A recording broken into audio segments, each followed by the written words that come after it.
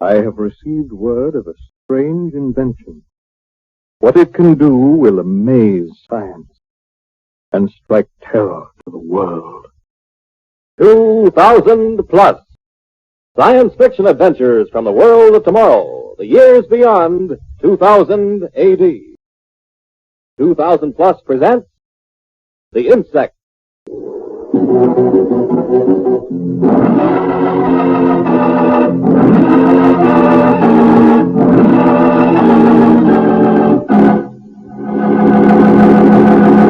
Oh, it's wonderful news, darling. It means I'll probably get that research appointment at the university. Oh, I can hardly believe it, George. Oh, here's the telegram from the Dean of Science himself. I'll take the jet plane in about 2 hours and be there in plenty of time for my meeting this afternoon. I know. I'll get a bottle of champagne and we'll celebrate at dinner tonight. Well, that's nice, but I'm not sure I'll be home for dinner. Oh? The meeting may go on. Maybe I'll have to stay overnight, take the plane back in the morning. Well, then we'll have champagne for breakfast. Well, let's not hope too much. Hey, I've got to gather my papers and things while I'm going to get to the airport in time. You'd better help me. In your laboratory? Oh, now, look. The wife of a budding scientific genius shouldn't act like that. But, George, I'm frightened when I go in there. Nonsense. They won't hurt you. No, I can't stand insects. That's why I stay out of your lab. I've got to have help with these papers. What do you want me to do, cancel the meeting because my wife is afraid of the work I do? Oh, I'm sorry, darling. It's just... All right. I'll try to do it myself. Don't be angry, George. If they were ordinary insects, tiny ones were... Maybe it would be different. Even with what I've done to them, they're not so big. So I've taken a spider, a housefly, and a wasp, and by means of my growth ray, I've made them larger. The spider still isn't any bigger than my fist. The housefly is about as large as a pack of cigarettes. The wasp no bigger than a golf ball. They're not giants. But they look so horrible when they're even that big. Easier to observe and study. That's why the university is interested in my work. With a long-term appointment and the grant to amplify the growth ray, maybe I can really increase the size of the insects. Imagine a fly as big as a horse. That would be some horsefly. Hey, that's a joke. All right, George. I'll help you. It's only the papers we're packing. You won't have to go near the insect cages.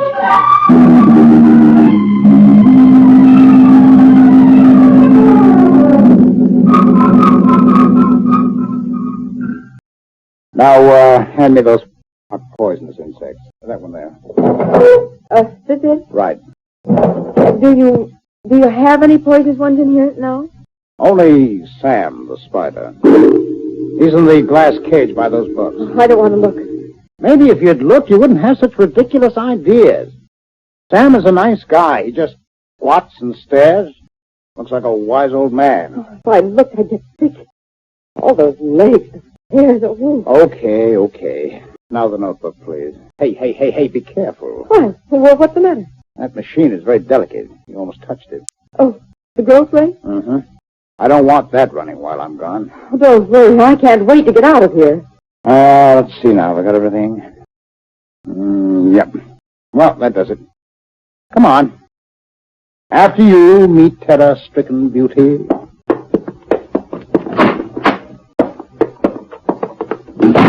I hope when we get to the university, if I get the appointment, you'll keep your disgust of insects to yourself. A wife is supposed to build up her husband's work. Faculty wives do that all the time. George, don't argue with me now. I just can't help the way I feel. Sam should really be fed while I'm gone. Stop it! I'm not going in there.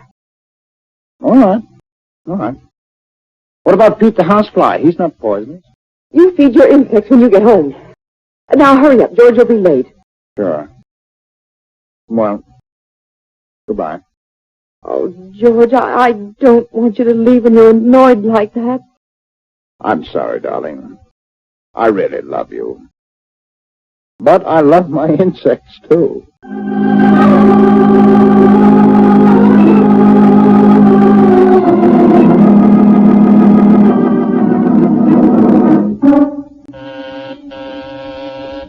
Just a minute. Coming. Hello, Mrs. Martin. Here are the groceries you ordered. Oh, hello, Bill. Right in here. Okay. On the table? Please. Oh, I hope the oranges are better this time than they were last. Oh, Mr. Ginkelheimer said to tell you that these oranges are swell. Well, I'll know when I squeeze them for breakfast. Oh, thank you, Bill. Was, Mr. Martin home? Mr. Martin? No, he isn't, Bill. Why? Well, he was going to show me his bugs. Oh, you don't want to look at them. But they're dreadful. I find them very interesting. Mr. Martin said he'd take me into his lab today.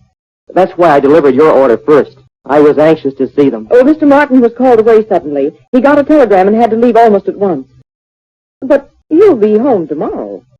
Gee, tomorrow I've got to work at the other store, the one on North Street. Well, in a few days, then. The bugs will still be here, Bill. Mrs. Martin, would it be too much trouble if you let me peek at them? I never go into Mr. Martin's laboratory. I won't hurt anything, just peek. I was kind of looking forward to seeing them. It's a horrid place, Bill, that laboratory. You wait till Mr. Martin gets home. Sure, Mrs. Martin, if you say so. Well, don't look so glum. What you men see in those revolting creatures, I'll never know. They're scary. They're so big. I feel funny when I look at them. Then Mr. Martin explains about science and stuff, and it's really interesting. Would you like to be a scientist, Bill? I sure would. Well, I suppose I ought to encourage it. I won't take you in, but you can peek. You know where the door is. Oh, thanks, Mrs. Martin. Thanks very much. But don't touch anything. I won't. I better put these groceries away.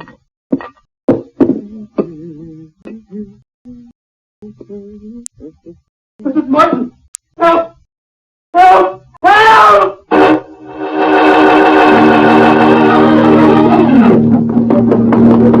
Bill! Bill, what's the matter? Oh! Oh, no. No! I saw it before. Wasn't here the last time. I don't know. At least 6 feet high. What is it? The eyes. Feelers out in front. Waving. Wings. It's got wings. It can fly at us. Kill us. Eat us. Get out of here. We must get out of here. Yeah. Walk backwards. Keep your eyes on it.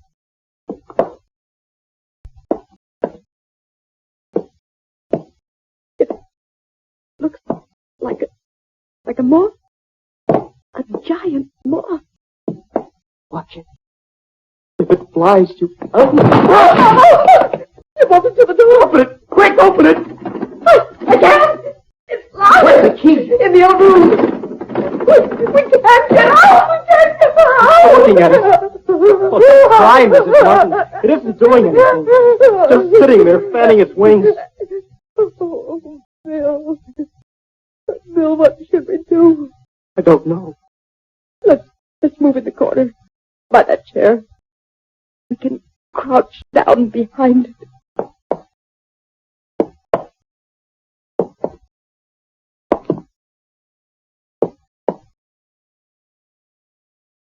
Now, we'll just sit here and watch it.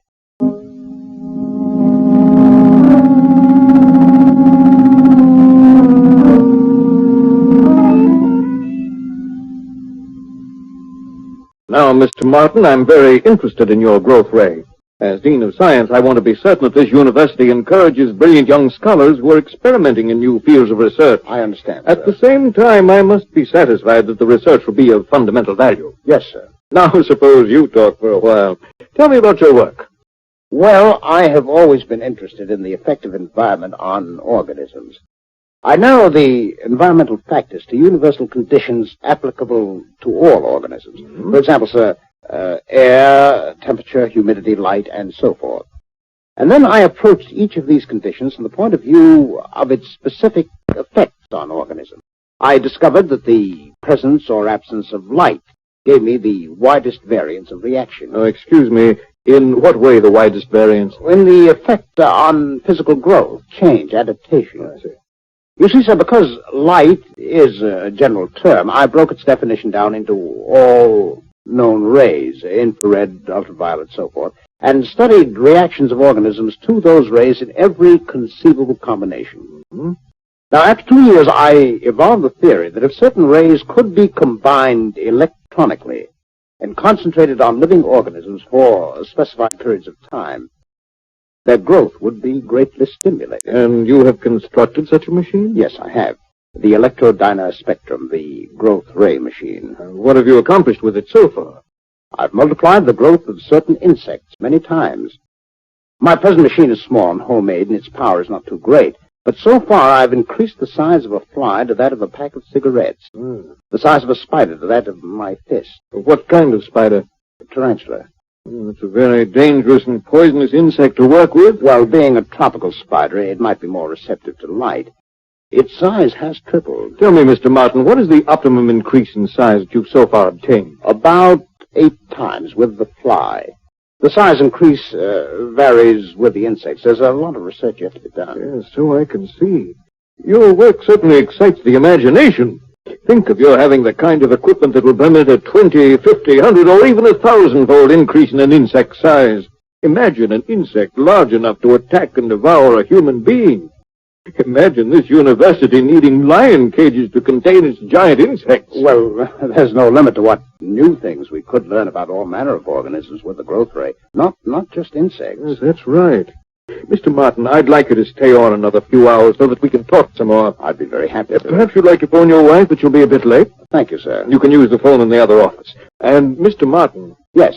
When she asks you how everything's going, you tell her that it's going just fine.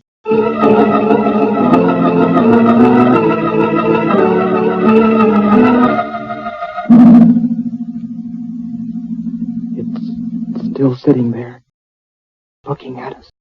The most horrible thing I've ever seen. Feet high. Those giant wings. How does it get here, Mrs. Martin?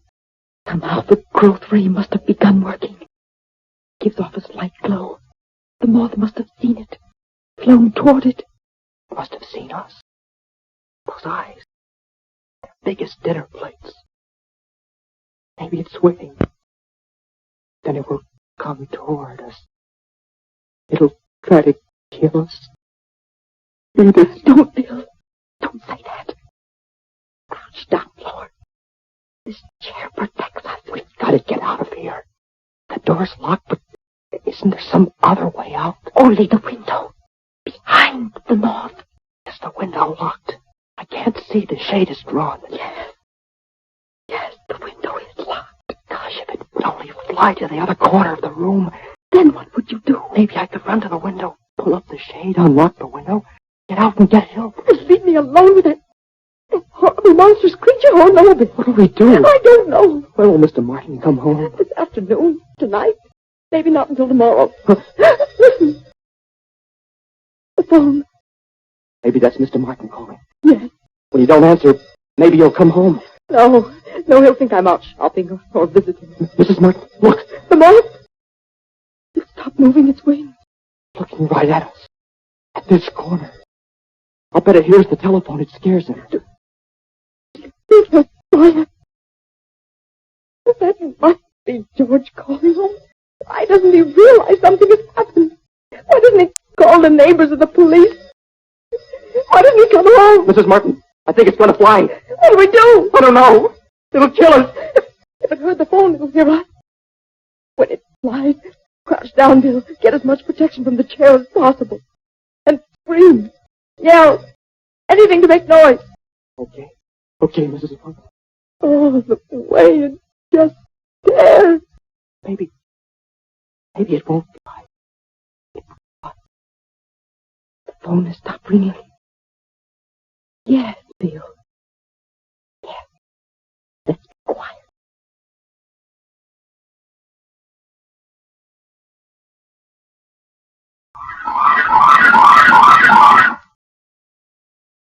Like a nightmare being here. Oh, George, darling, you knew I hated these insects. Yet you built a laboratory in our home. Home. A place with a room of terror. Why am I here? Why did things happen to trap me here? Was it because I hated George's work? Was it because I refused to help him with these repulsive creatures? I see the moth.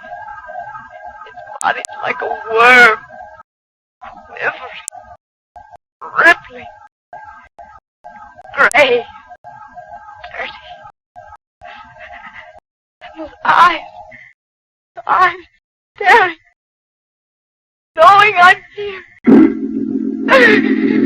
What's he going to do?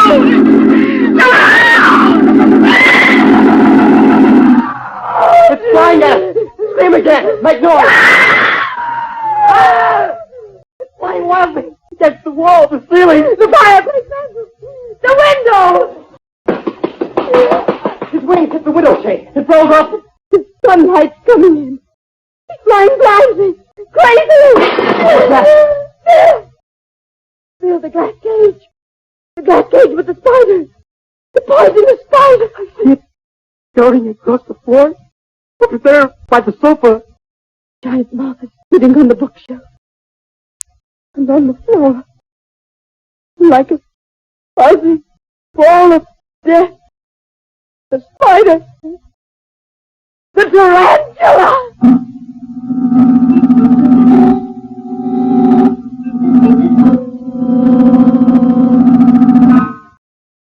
Well, Mr. Martin, I am delighted to see you. The dean phoned and said you were coming over. I think I am the last member of the faculty committee he wants you to see. Oh, sit down, won't you? Thank you, Professor Buckley.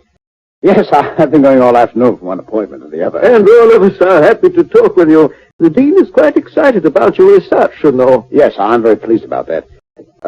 Professor Buckley, I hope you won't think me rude at the beginning of our meeting, but I wonder if I might use your phone. Of course, Mr. Martin. Is something wrong? No, I don't think so, but I phoned my wife several times to tell her I was staying on all afternoon, and there's been no answer. Oh, I'm sure there's nothing wrong. By all means, call. The phone is right there. Thank you.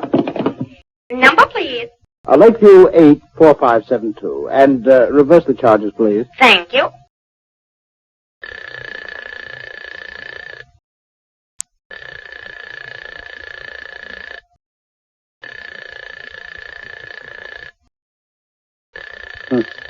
Still doesn't seem to be any answer. Oh, well, let it ring a few more times.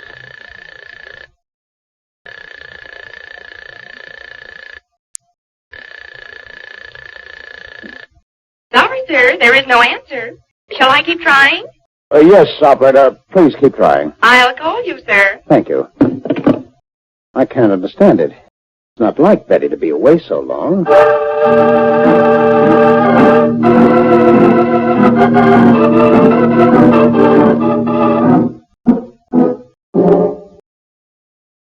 They're both still there, Mrs. Martin.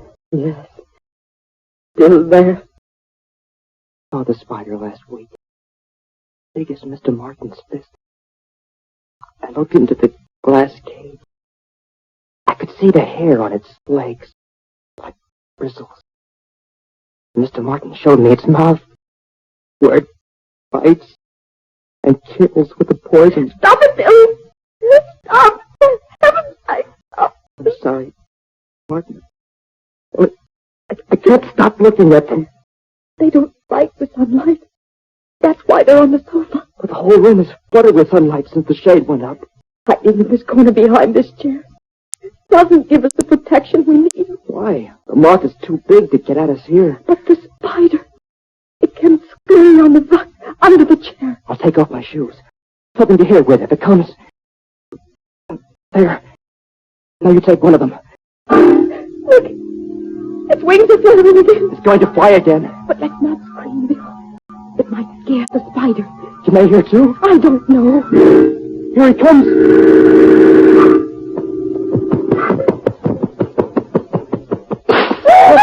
The picture on the wall. He's knocked it down. The spider! The spider! Where is he? I don't know. Somewhere in this room. The moth. It's not flying. Spider. Maybe it's near us. Oh, Bill. Oh, can't you see where it is?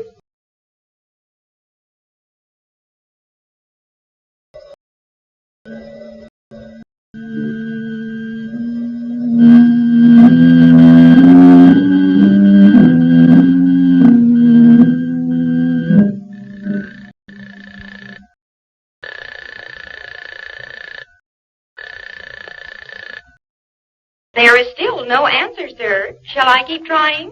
I don't know. I'll call you back. Ask for operator 34, sir. Thank you. No answer yet? No, sir. Of course, I did tell Betty that I might be late or even stay overnight. She may have gone to her mother's. It's a real pleasure finding a young man who cares that much for his wife. I suppose Mrs. Martin feels the same way about you. Oh, Betty's wonderful. Yes, I'm sure she is. After all, not many women would approve of their husbands inventing machines that make insects larger. You've got a rare wife, Mr. Martin, one who doesn't object to giant insects in the house.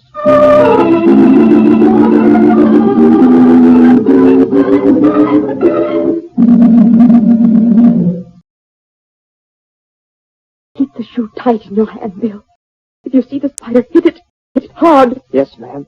I will. I can't stand it much longer. My hands are trembling. I'm cold all over. Me too, Mrs. Martin. I think I'm getting sick. Oh, you mustn't, Bill. I could have a drink of water. The moth. It's acting strangely. See? Yeah. But its feelers are kind of limp. And its body. Oh, that disgusting worm-like body. Flabby all of a sudden. Droopy. Its eyes. They look different, too. I don't know why, but somehow they... Yes. Yes, you're right. Huh? What's the matter? Spider! Spider! Spider! Oh, no. No. It was only the hem of your skirt touching my leg. I thought it was the spider. Oh, Bill! Bill, what's going to happen to us? Gosh, Mrs. Martin, don't cry. Please don't cry.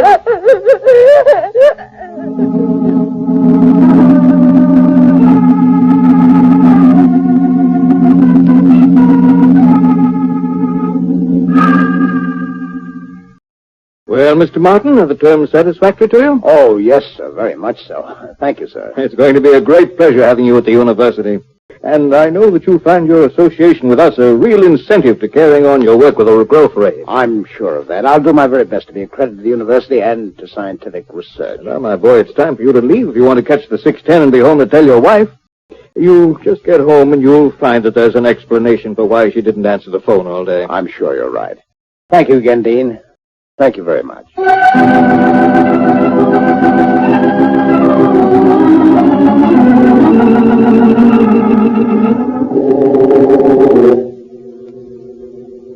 Feel better now, Mrs. Martin?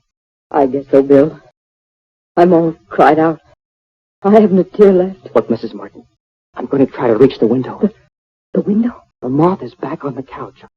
I think I can make a run for the window once I push the chair aside a little. But he might attack you. Or me. Well, maybe he won't. But he will, he will. The moth is so big. 6 feet high. Bill, what would happen to either of us if he did attack? I would be eaten alive. Do they have teeth? Could really kill us? The moths eat all sorts of things. George would know exactly. I had a whole group of clothes ruined last year. He's so big. So terribly big. One bite and... Oh, Bill, I don't know what to say. I'm going to try it. I'll crouch down. I'll push the chair out a little, squeeze by between the chair and the wall, and make a dash for the window. Now, there. Chair's pushed aside. Now, give me my shoes. Okay, Mrs. Martin. Here I go. I'm here. I'll try to unlock the window. Look out! The moth is flying at you! Get away! Get away, you! Get away! Bill! Bill! It's attacking me! It's trying to kill me! Ah! Bill! Bill! Are you all right? Bill, answer me! Answer me!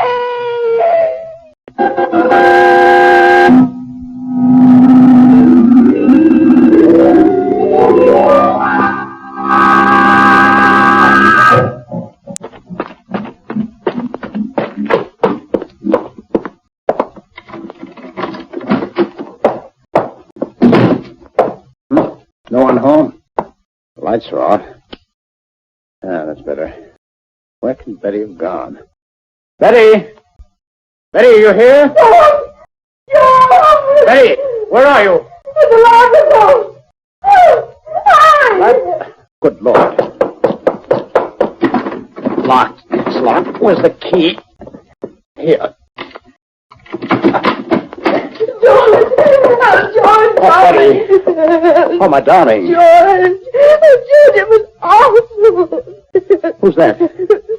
Betty, for heaven's sake. It's Bill. Bill, the grocery boy. Killed by that. Look at that moth. I can't believe it. It's dead. Bill. Bill. Bill. What? Oh, Mr. Mark. Mr. Mark. Your spider. The glass broke on the floor. Let's get out of here fast. All right, sit down, Bill. Oh. For heaven's sake, what happened? Here, sit down, darling. I'll get you a drink. Yes. Here you are. Thank you. Now tell me. The laboratory door snapped behind us. The giant moth was there. He knocked over the glass cage with the spider. We thought we'd die. And I thought Bill was dead. I'll find the spider and kill it. But as for the moth, darling, despite its size, you had nothing to fear. What? Well, you see, darling, the adult moth doesn't eat. It has no mouth. Nothing to attack or kill with. Despite its size, Trichophaga tapicella, the clothes moth, is utterly harmless. You mean it? You mean we could have just shooed it away? And opened the window? Of course, dear. The reason it's dead and why you could have waited without worrying is that a moth cannot live more than 6 hours in sunlight. You see, dear, all this horror was unnecessary.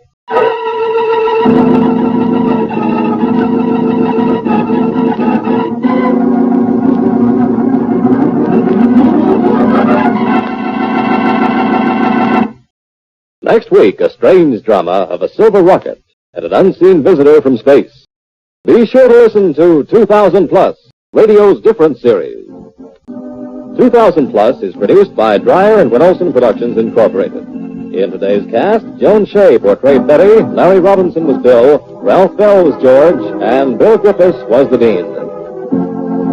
Music composed and played by Milton Kay. Sound, Al April and George Cooney. Engineer, Bob Albrecht. This is Ken Marvin speaking.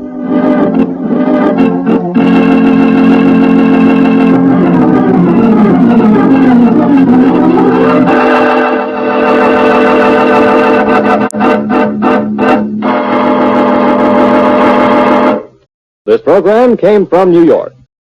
In ancient times, they thought that the rising of the dog star Sirius was responsible for the sultry weather of midsummer. Serious or not, no one needs to be told that these are dog days, and every sportsman knows it's perfect weather for just plain fishing. So for the latest tips and information on how to catch everything from minnows to muskies, listen to Mutual's Rod and Gun Club of the Air every Thursday. You'll hear moderator Milo Bolton with his panel of sports experts in an informal sports session you won't want to miss. Listen to Rod and Gun Club of the Air every Thursday. You'll enjoy it. This is the Mutual Broadcasting System.